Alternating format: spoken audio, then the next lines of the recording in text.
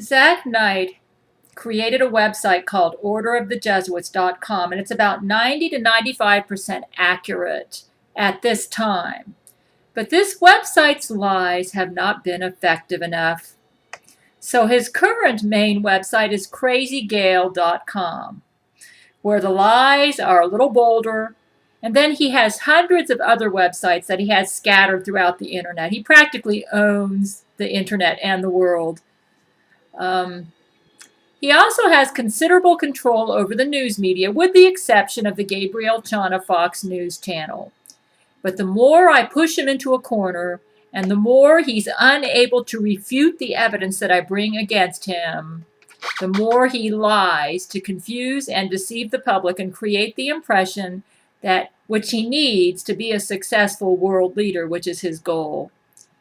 Jesus has told us that he is the Antichrist. And he's announced at his lying website, crazygale.com, that if he wins the trial, the legal trial for my affection, he will become the new pope, and his first act as pope will be to make brain-to-brain loving with me. First off, I'd like to say that he's a big liar. Jesus Christ has given me special powers against him. I can use lightning bolts. I can cut him up with laser knife cuts, kind of like you see in Star Wars, and I hit him with spermicide bullets where he breaks apart, but his satanic powers cause him to come together again. Jesus told us that once he became the Antichrist, which was exactly a year ago today, February 14, 2012, that he could not be killed. That's because he's Satan incarnate. I think he realizes that he's not going to get any willing and knowing brain-to-brain loving from me. And the only way he got it in the past was he had to trick me when he impersonated Jesus Christ.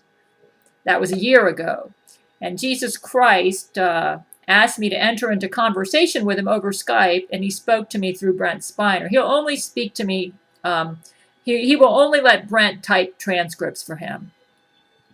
And he informed me when he spoke to me a year ago that Zack had impregnated me telepathically, and that Jesus, he said he was going to abort all the babies. Jesus also stated that he was furious at Zack for impersonating him as a Jesus lover to me, and that he was going to have a serious talk with Satan and Zack Knight about this, which resulted in a non-interference agreement. And this agreement basically means that Jesus, Zack Knight, and Satan have agreed not to approach me directly anymore. So Jesus is basically saying, I won't approach her, and then you don't approach her, okay? But Zack has violated this agreement time and time again. He constantly approaches me brain to brain, impersonating himself as Jesus, trying to seduce me or talk to me again. But so far, he's been unsuccessful at seducing me. Jesus has assured me time and time again that he, Jesus, has no romantic or sexual feelings towards me. And he did this because he doesn't want me to be tricked by Zack Knight. And he warned me that anybody who approaches me as Jesus, brain to brain, and who claims to have romantic or sexual feelings towards me, Jesus said, that is Zack Knight. That's not me, Gail. Jesus has also hinted to me that Zack will never seduce me again, that I've really learned my lesson from the one time that he did. I think Jesus told me that, though I always have my guard up because I know how sly and tricky Zack is. I will say that in the past month, Zack has partially raped me brain to brain. He stuck his penis in my mouth. I bit it in half. He's been sexually aggressive, raping me, trying to rape me brain to brain. But each time he does this, I hit him with lightning bolts, or I bite off his penis if he sticks it in my mouth, or I hit him with laser knife attacks using like Star Wars, like laser beams. And I've lately had the ability to hit him with spermicide bullets. These are very powerful, and he gets seriously damaged every time he tries to rape me. So he says that if he wins the case, he will become Pope and will make brain-to-brain loving with me. First off, I would like to state some news that needs to be reported. Zack Knight has been the real Pope of the Roman Catholic Church ever since he murdered Pope Benedict in November 2011. The Pope Benedict you've been seeing on the news since the end of November 2011 is probably a robot, Because of conspiracy law, which I believe was in effect at the death of Pope John Paul II's robot in 2005, Pope Benedict, when he was alive, was an anti-Jesuit pope. Zack Knight, when he spoke with me in 2012 at the time we signed the treaty, admitted that the Jesuits killed Pope John Paul II a long time ago, but he wouldn't tell me when I asked him, and he said, Gail, that Pope John Paul II that died in 2005, that was a robot. He said the robot was becoming very dysfunctional, so we decided to get rid of it in 2005. And then, because of my conspiracy law, the elections for the new pope were carried out in a manner that honored conspiracy law, which meant that the next pope would not be a Jesuit pope. We had a temporary victory when we got Pope Benedict as the new pope, because he supported us in our war against the Jesuits. Unfortunately, Pope Benedict died in November 2011 because of a bomb that the Jesuits attached to him that exploded when we had to evacuate him from the Vatican in November 2011. When the bomb exploded, Zack's trying to blame me for the death of the Pope, but I say he murdered him. Just go to my website at gabrielchana.com/portfolio.html or /bible.html. I'll put the links at the bottom of this video, and you can read up more on this matter about what happened to the Pope and why he died. So the Jesuits attached a bomb to Pope Benedict that exploded when we had to evacuate him from the Vatican in November 2011. And when the Pope exploded, he also took out several decks at our Church of Gail. It was a true tragedy. The good news is that the baby that was attached to him got transported into a field and survived. That baby has grown up because of the Jesuits' accelerated growth hormone on the baby into the lovely Brianna Jenkins-Schuler. She's my genetic daughter with Terrance Jenkins. For more about this, go to my website and then click on those links. Jesuits apparently stole Terrance Jenkins' semen, and they stole some of my eggs, and they created a baby in the laboratory and had it grow in Rule 13's womb, and that baby became Brianna Jenkins-Schuler. She's a beautiful young lady. Once Pope Benedict died in November 2011, we did not use conspiracy law for the next pope because in the news, Pope Benedict had never died, so I guess we decided just to leave it alone. Perhaps we should have pushed for the election of a new pope in November 2011 and allowed it to be covered on the Gabriel Chana Fox News Network, even though other news networks would make it appear that Pope Benedict was still alive. Anyways, because Zack is so confident that he's going to be the next pope, I've concluded he already is the pope. So he knows it's going to be an easy matter for him to assume a position which he already holds. Apparently, after Pope Benedict died, Zack Knight became the pope, and he's been the acting pope since November 2011, using a Pope Benedict puppet, just like they used the John Paul II puppet or robot, to deceive the world that Pope Benedict and his policies still reign at the Vatican. So we know that the reigning pope has actually been Zack Knight ever since November 2011. Why else is Zack so confident that he's going to be the next pope? It's because he's already the pope. This is what I think he's up to.